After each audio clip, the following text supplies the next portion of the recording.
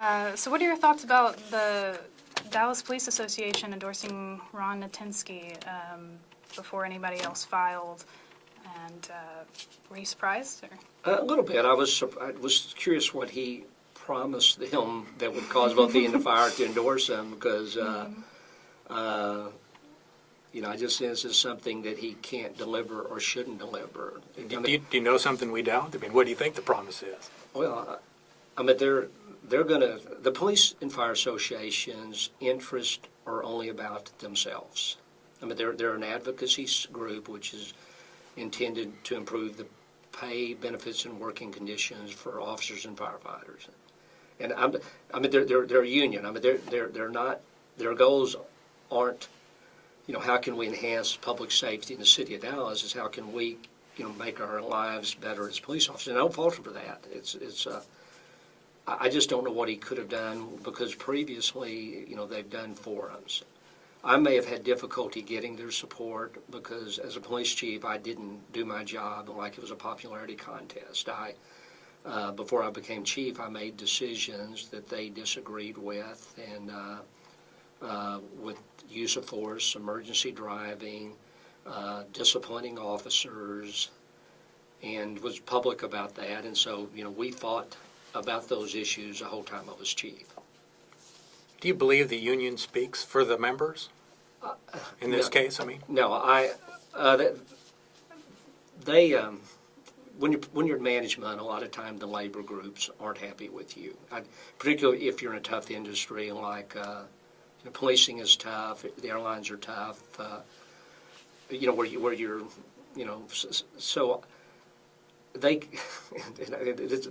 gave me a no confidence vote about 4 or 5 years ago, and met afterwards, and I could tell they really didn't have but my comment was that they don't have the confidence of the department either. There are, I think, 9 different police unions that represent different members. There's a group almost as big as the DPA, which formed because those guys didn't like the DPA, and I don't know that I'm pretty much convinced if they had to choose me or their own association leaderships to lead them, they'd probably pick me rather than them. Okay. So.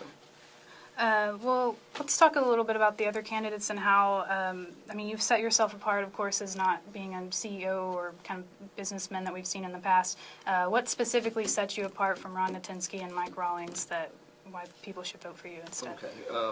May seem small, but I don't think it is. I live in a real Dallas neighborhood. I live off a block and a half off of Greenville, Lower Greenville, in a neighborhood. Most of the houses were built 100 years ago, so I experience all the city has to offer, good and bad. It's a very urban area. In the course of being a police chief, I've been in every neighborhood in the city. I know the people who live in the neighborhoods. I see what their problems are, and have relationships there that I think will translate to votes.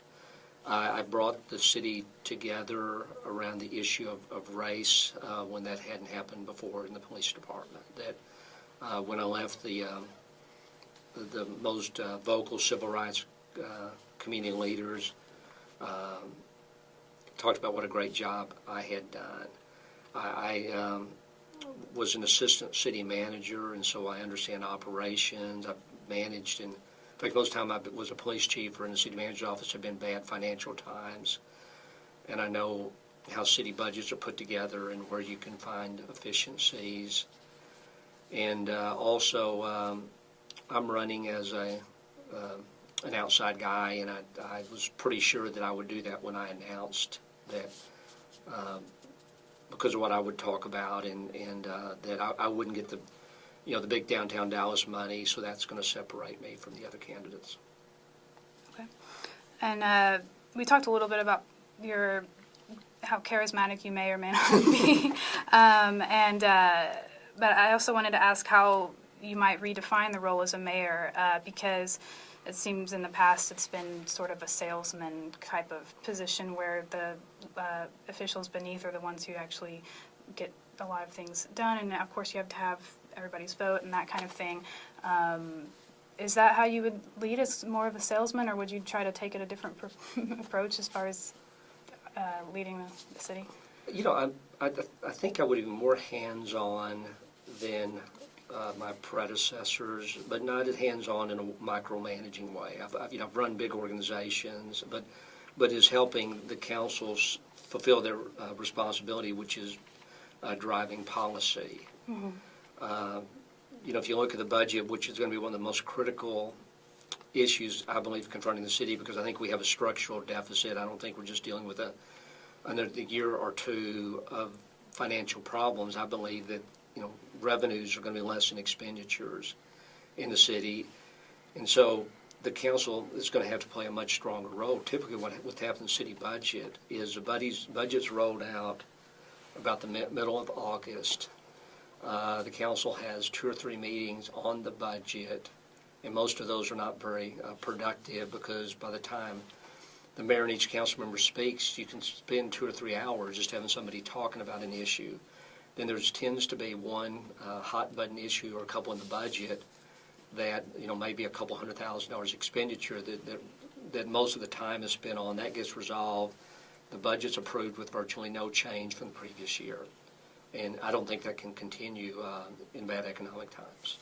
The budget, based on my limited financial experience, is pretty complicated to try and figure out.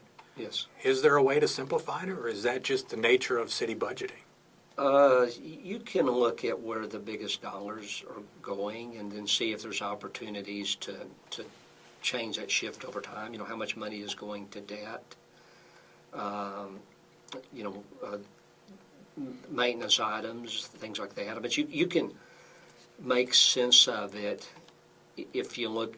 It's hard to do if you look at individual departments, because they tend to get reorganized, or people move around, or even comparative data is kind of hard from city to city, because cities put different things in their budgets in different ways. But I think in the city of Dallas, you look at what is, where I would start is how much debt are we paying, and how can we begin to shift this so more money goes into operations, and look at where the city's partnering with different entities, and whether those partnerships are still appropriate for the city to be doing. I know one thing Mayor Leppert started talking about right before he hit the road was pensions at the city pension, city employee pension fund, and how it's constructed and how expensive it is. Any thoughts on that, since you were part of the city, I guess, as an employee? Yeah, and I'm obviously would be conflicted because I have a City of Dallas pension, but there were some changes voted on by the membership which are supposed to help fix some of the pension issues. It makes the Dallas Police and Fire pension less lucrative for the members and less costly to fund. I don't know if that will fix it or not. I know at one point, and this is going, I think, even before my time, the pension was set up to induce people to work for the city, and sort of because it was assumed that city jobs were lower paying. I don't know if that's the case anymore, but I do know that the pension, relative to Social Security or like the rest of us get, is a pretty good deal, it seems like. It is. And I'm not trying to argue either point, but if you're a member of the Dallas Police and Fire pension, you pay 8.5% of your income into the pension.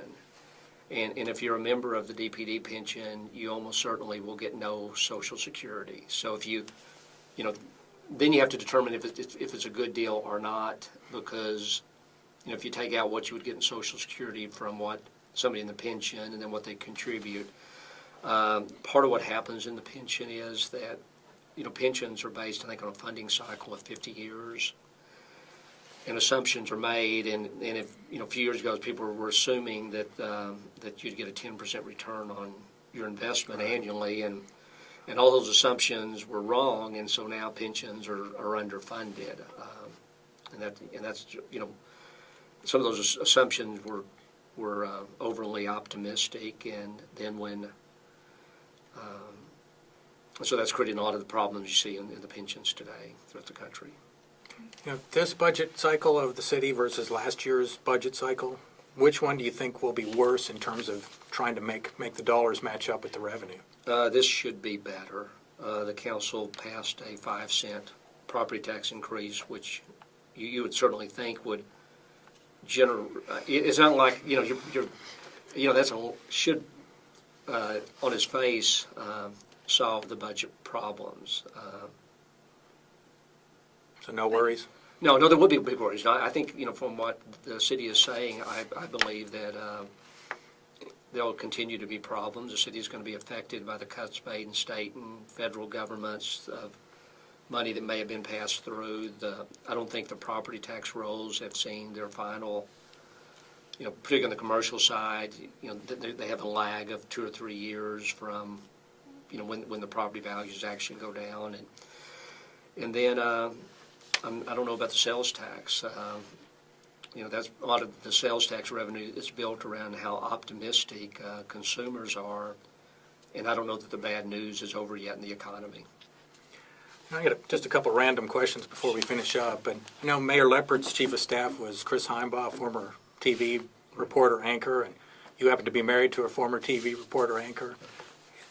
What kind of a role would Sarah have in your administration if you're elected? She has been very active as a volunteer in the campaigns, which is, I think anybody runs for office, their spouse is probably as involved as they are, but she would play no role in policies or anything else if I were to get elected. All the consulting work she was doing, she quit doing during the campaign, and would any of the city of Dallas stuff, if I were to get elected, she would not do. And then I've read that you have a son. I don't know that I know the age or any details you'd care to give us on your family there.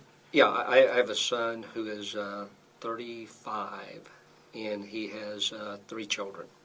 Do you live around here or somewhere else? He lives in the Tarrant County, northeast Tarrant County area, doing very well. So. Not following in your political or city steps? No, not at all. Not at all. All right. Well, I think we'll leave it there, and that concludes our Advocate Video podcast.